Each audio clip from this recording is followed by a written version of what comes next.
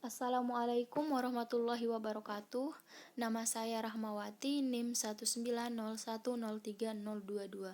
Di sini saya akan menjelaskan apa itu pengertian pengukuran, penilaian, dan evaluasi pembelajaran matematika sesuai dengan kaidah di dalam Al-Quran dan As-Sunnah.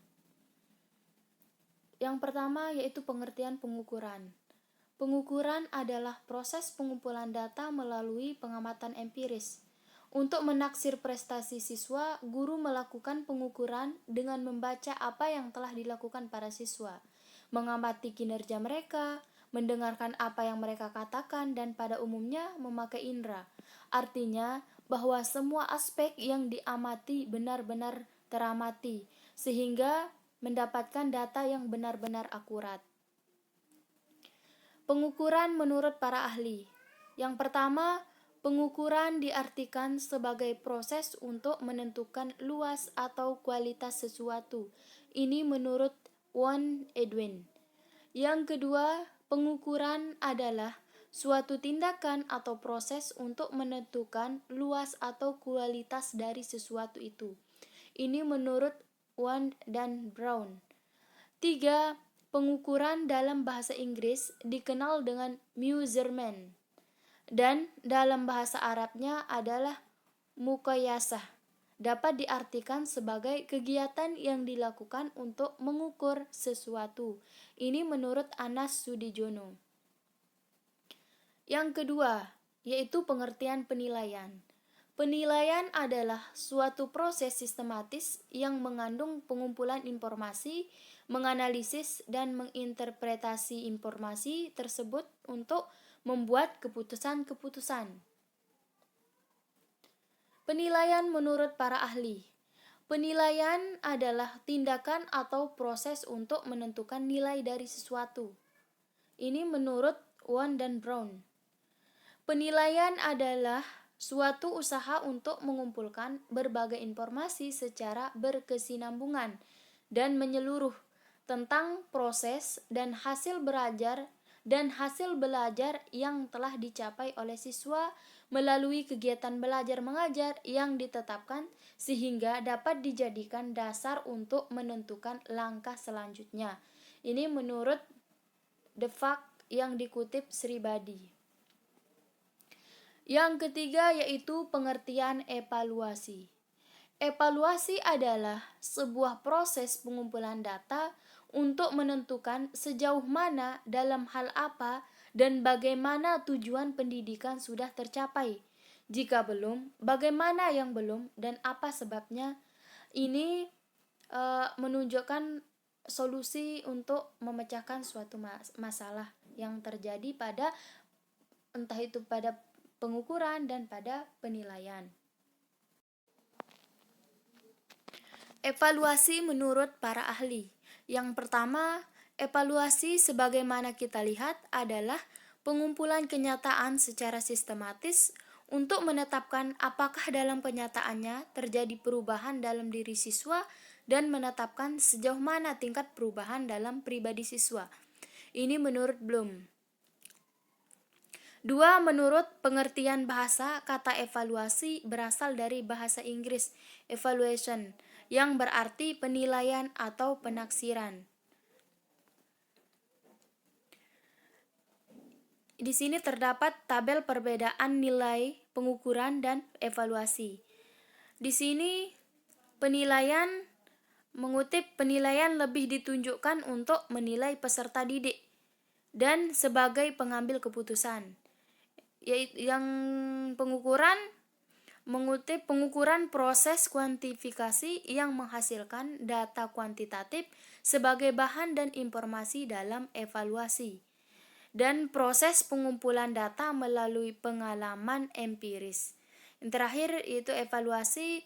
Evaluasi dapat mencakup pengukuran dan non-pengukuran dan proses pengumpulan data untuk menentukan sejauh mana tujuan tercapai. Di sini saya menyertakan contoh di mana dulu pernah saya membentuk kelompok belajar kecil melalui pendekatan open-ended dengan materi pola bilangan. Dalam proses belajar ini dapat saya berikan contoh yang mana bentuk pengukuran, penilaian, dan evaluasi. Di sini saya menerapkan model pembelajaran melalui pendekatan open-ended pada siswa jenjang SMP. Saya mengambil eksperimen pada sebagian siswa yang jumlahnya 4 orang. Dari gambar 1 ini, proses praktik pendekatan open-ended ini bertujuan untuk menganalisis dan mengidentifikasi permasalahan pada materi matematika yang siswa hadapi di bangku sekolah menengah pertama, yaitu SMP. Jumlah siswa yang saya ambil untuk praktik pendekatan open-ended berjumlah 4 siswa dari Madrasah Sanawiyah Nurus Sobah Desa Batunyala. Yang gambar kedua yaitu proses penerapan pendekatan open-ended pada materi pola bilangan. Dalam proses penerapan pendekatan open-ended terkait pola bilangan ini, saya menjelaskan terlebih dahulu apa itu pola bilangan. Karena ketika mereka mengetahui istilah tersebut dengan mudah mereka pahami.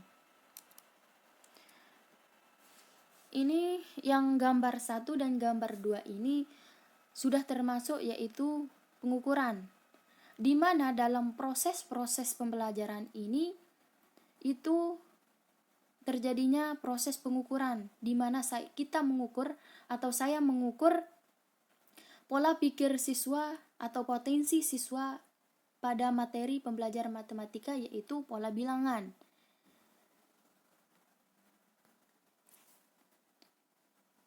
Nah, gambar ketiga ini, dalam hal ini saya memberikan 2 buah soal terkait pola bilangan dengan menyebutkan pola bilangan apa yang digunakan pada soal tersebut dan menuliskan cara penyelesaiannya.